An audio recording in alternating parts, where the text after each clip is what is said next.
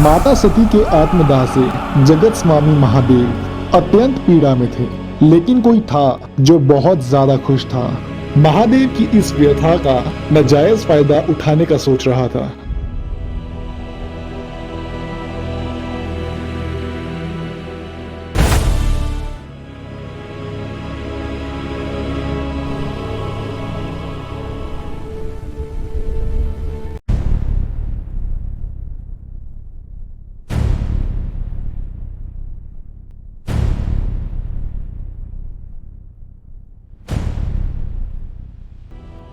ब्रह्मांड के अनंत काल चक्र में कई योद्धाओं का उदय हुआ, लेकिन एक ऐसा भी था जिसकी नियति उसके जन्म से पहले ही लिख दी गई थी।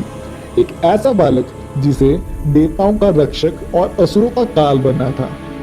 सती के वियोग में डूबे महादेव और इंद्र के खोए हुए वैभव के बीच एक ऐसी शक्ति का जन्म हुआ जिसने प्रकृति के नियमों को चुनौती दी।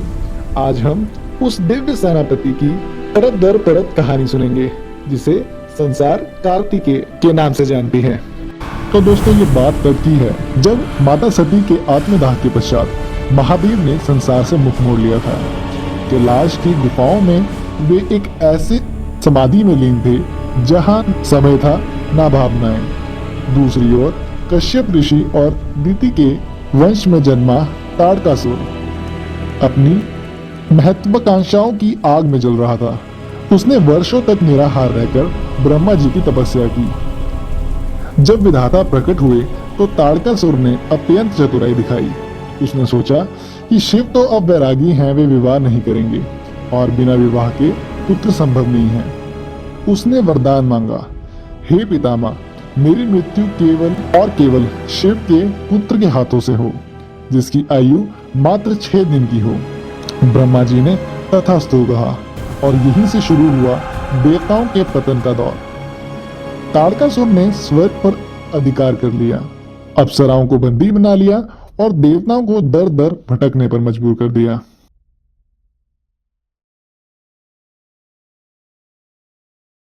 देवलोक के अस्तित्व को बचाने के लिए इंद्र ने एक जोखिम भरा निर्णय लिया। उन्होंने प्रेम के देवता कामदेव को आदेश दिया कि वे महादेव के भीतर काम भावना जागृत करें। कामदेव ने जब अपना पुष्पबाण शिव जी के हृदय पर छोड़ा तो ब्रह्मांड का सबसे भयानक क्षण घटित हुआ। महादेव की समाधि टूट गई और उनके क्रोध से उनका तीसरा नेत्र खो गया।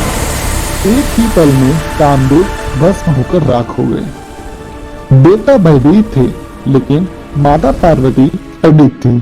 उन्होंने महादेव को पाने के लिए जो तपस्या की, वैसी तपस्या न पहले कभी हुई थी और न कभी बाद में हुई। उन्होंने हजारों वर्षों तक केवल वायु का भक्षण किया। उनकी इस तपस्या की ऊर्जा ने कैलाश के बर्फ को भी पिघला दिया। अंततः शिव का वैराग्य टूटा और उन्होंने स्वीकार किया कि पार्वती ही सती का रूप है। उन दोनों का विवाह ब्रह्मांड का सबसे भव्य उत्सव बना।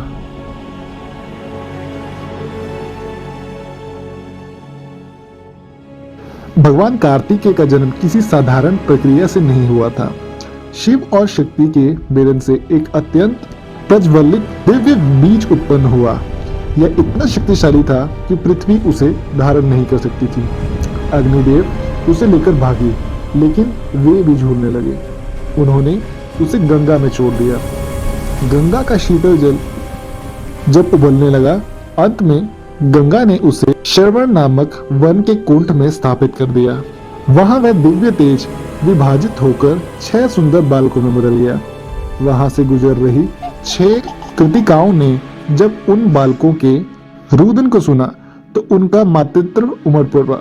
उन्होंने उन बालकों को अपना दूध पिलाया। जब माता पार्वती वहां पहुंची तो उन्होंने अपने योग बल से उन 6 बालकों को एक साथ सीने से लगाया। 6 शरीर मिलकर एक हो गए, लेकिन उनके मुख 6 ही रहे, इसलिए उनका नाम षण्मुख पड़ा। जैसे जैसे कार्तिकेय बड़े होने लगे, उनकी आभा सूर्यों को मात देने लगी। उनकी शिक्षा स्वयं महादेव और नंदी के सानिध्य में हुई। जब ताड़कासुर का अत्याचार अपनी सीमाओं को पार कर गया, तब देवताओं ने कार्तिकेय का सेनापति के रूप में अभिषेक किया। इस अवसर पर पार्वती ने अपनी आर्य शक्ति का आह्वान किया और अपने हाथों से कार्तिकेय का एक दिव्य भाला प्रदान किया जिसे वेल कहा जाता है।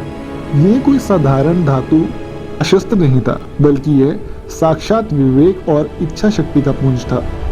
अग्निदेव ने उन्हें मयूर यानी मोर प्रदान किया, जो इंद्रियों पर विजय का प्रतीक था।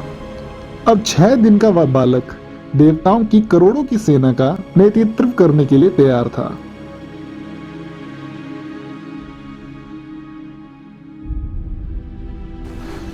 युद्ध का मैदान लहू से लाल हो चुका था।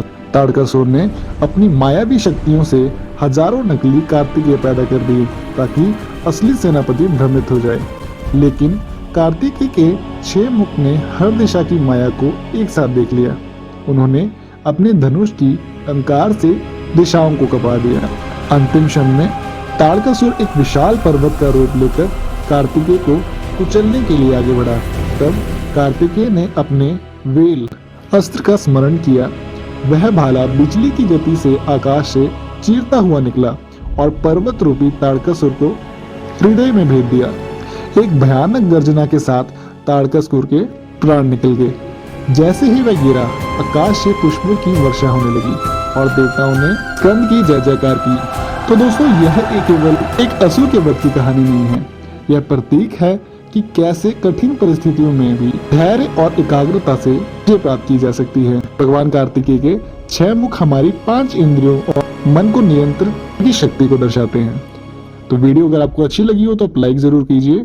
मिलते हैं हमारी नेक्स्ट वीडियो में ऐसे ही कंटेंट के साथ। तब तक के लिए नमस्कार।